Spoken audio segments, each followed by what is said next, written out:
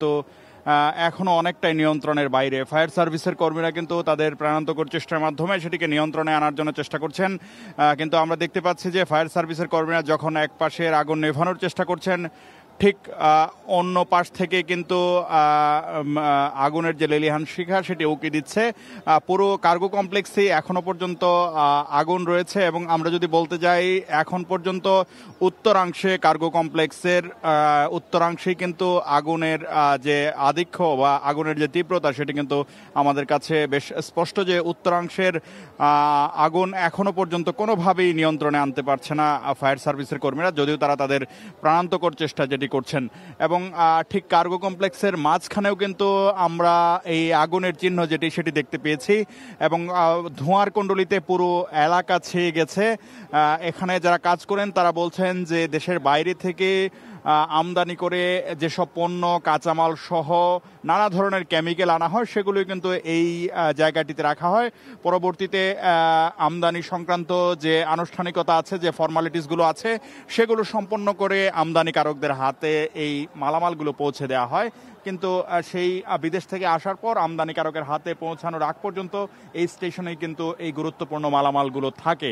সেই ক্ষেত্রে এই অগ্নিকাণ্ডের ফলে বিপুল পরিমাণ ক্ষয়ক্ষতির আশঙ্কা করছেন এখানে যারা ব্যবসা সহ এখানে যারা কাজ করেন, তারা কিন্তু বিপুল পরিমাণ ক্ষয়ক্ষতির আশঙ্কা করছেন এবং তারা বলছেন যে এখানে অগ্নিকাণ্ডের যে দুর্ঘটনা বা এখানে যে অগ্নিকাণ্ডের বিষয়টি সেটি কিন্তু খুবই একটি বিপজ্জনক ঘটনা এবং তারা বলছেন যে এই ক্ষেত্রে তারা ভয়াবহ ক্ষতির আশঙ্কা করছেন। এবং ফায়ার সার্ভিসের পক্ষ থেকে যেটি জানানো হয়েছে যে তারা 36টি ইউনিটের মাধ্যমে এই অগ্নি নির্বাপন কার্যক্রম পরিচালনা করার চেষ্টা করছেন। ফায়ার সার্ভিসের পাশাপাশি আমরা দেখতে পেয়েছি আইনশৃঙ্খলা বাহিনীর সদস্য, পুলিশ, আনসার সহ সবাই কিন্তু তাদের জায়গা থেকে যতটুকু সামর্থ্য রয়েছে সেই সামর্থ্য দিয়ে কিন্তু তারা অগ্নি নির্বাপনের যে কার্যক্রম সেটি সম্পন্ন করার জন্য তারা কিন্তু চেষ্টা করছেন।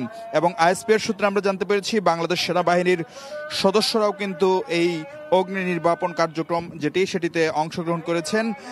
এই গুরুত্বপূর্ণ অংশটিতে বিমানবন্দরের উত্তরাংশে অবস্থিত আমদানি কার্গো কমপ্লেক্সে অগ্নিকাণ্ডের ফলে আসলে বিদেশ থেকে আসা যে মালামালগুলো এখানে স্টোর করে রাখা হয় বা গোদামজাত করে রাখা হয় সেগুলো পুরোপুরি ক্ষতিগ্রস্ত হওয়ার আশঙ্কাই করছেন ব্যবসায়ী সহ এখানে যারা সংশ্লিষ্ট আছেন তারা।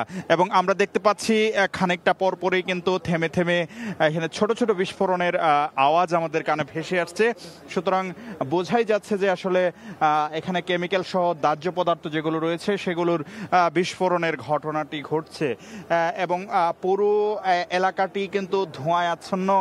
যেখানে আসলে নতুন করে অগ্নিকাণ্ডের ঘটনা ঘটছে বা আগুন দৃশ্যমান হচ্ছে সেখানে সাদা ধোঁয়া, পাশাপাশি যেখানে আগুন আসলে পুরোপুরি ছাই হয়ে যাওয়ার পর পুড়ে ছাই হয়ে যাওয়ার পর যে অংশে আগুনটি নিভে যাচ্ছে সেই অংশে কিন্তু কালো ধোঁয়া আমরা লক্ষ্য করছি।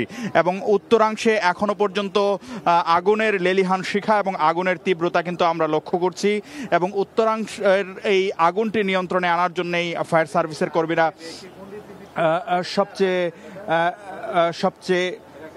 সবচেয়ে বেশি চেষ্টা করছেন ফায়ার সার্ভিসের কর্মীরা।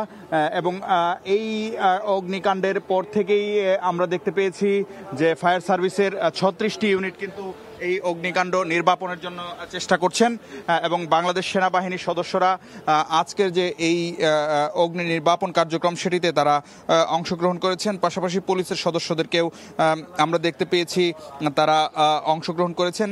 36টি ইউনিট নিয়ে ফায়ার সার্ভিস তাদের যে কার্যক্রম সেটি শুরু করেছে এবং এখন পর্যন্ত আমরা দেখতে পেয়েছি যে আরও কিছু ইউনিট এই হযরত শাহজালাল আন্তর্জাতিক বিমানবন্দরের পথে আসার জন্য বা এই ঘটনাস্থলে আসার জন্য কিন্তু রওনা হয়েছে, এমনটিও কিন্তু আমরা দেখতে পেয়েছি।